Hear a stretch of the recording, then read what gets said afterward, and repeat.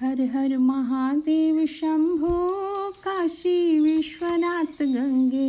हो हर हर महादेव शंभो काशी अमरनाथ गंगे। हर हर महादेव शंभो। श्रावण मास महत्तम अध्याय 17।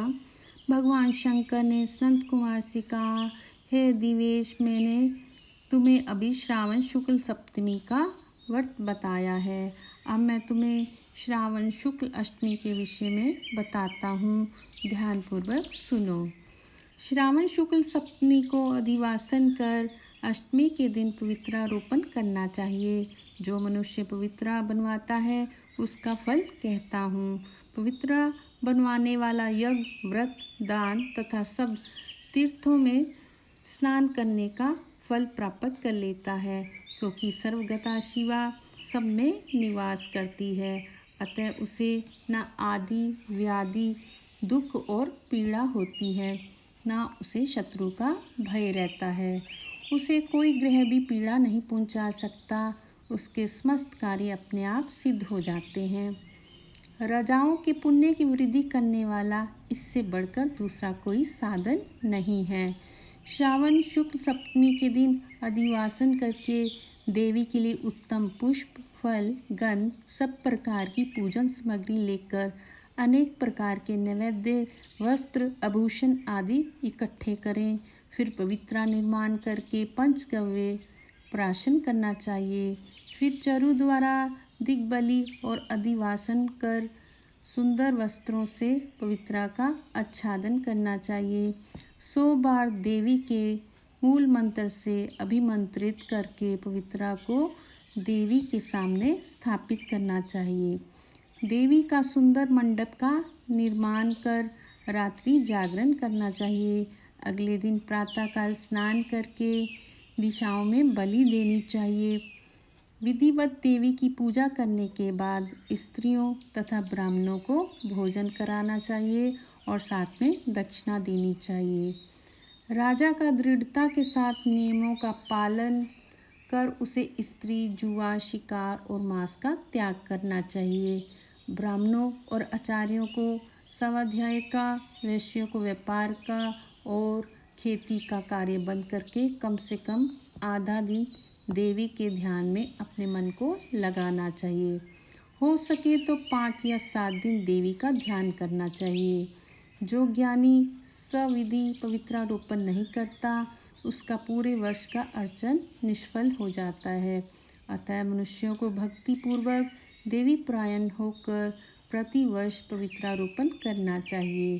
कर्क अथवा सिंह का सूर्य हो जाने पर श्रावण शुक्ल अष्टमी के दिन देवी के लिए पवित्रारोपण करना चाहिए। इसे नित्य कर्म समझकर करना चाहिए। संत कुमार ने कहा, हे देवादिदेव महादेव, आपने जो पवित्रारोपण बताया है उसके निर्माण की विधि ठीक तरह से मुझे समझाइए।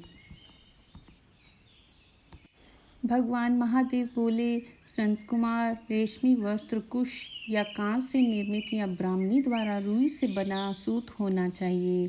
सूतों को 3 गुना कर पुनः तिगुणित करने पर उनकी संख्या 360 होनी चाहिए।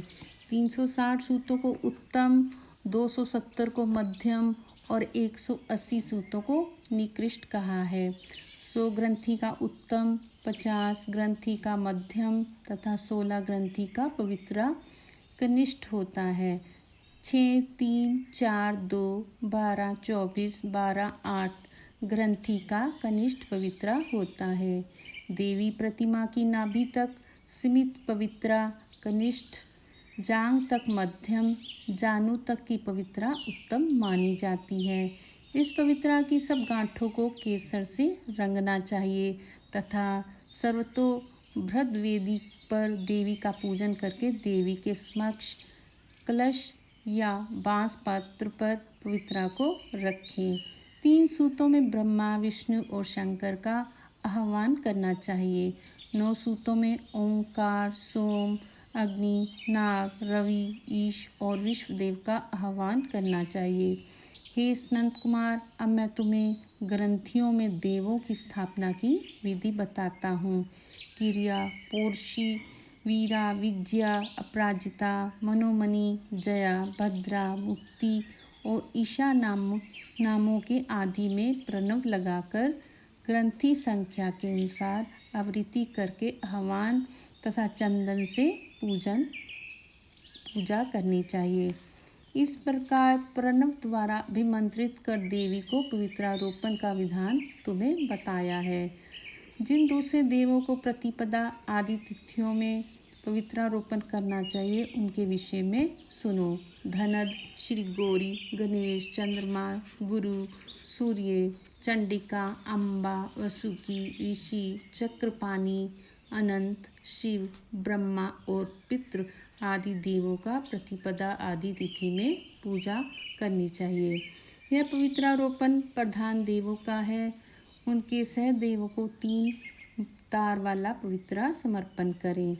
श्रावण शुक्ल पक्ष एवं कृष्ण पक्ष की नवमी तिथि का महत्व इस प्रकार से है। दोनों पक्षों की नवमी के दिन यथा विधि कुमारी नामक देवी का अर्चन कर व्रत कर दूध और शहद मिला हुआ भोजन करना चाहिए या उपवास रखकर इस दिन कुमारी नाम से देवी का निरंतर पूजन करें। चांदी की प्रतिमा बनाकर उसमें भक्ति पूर्वक दुर्गा पापनाशनी का कनेर के फूल, गन, अगर, चंदन, देशांग, धूप और लड्डू द्वारा पूजन करना चाहिए।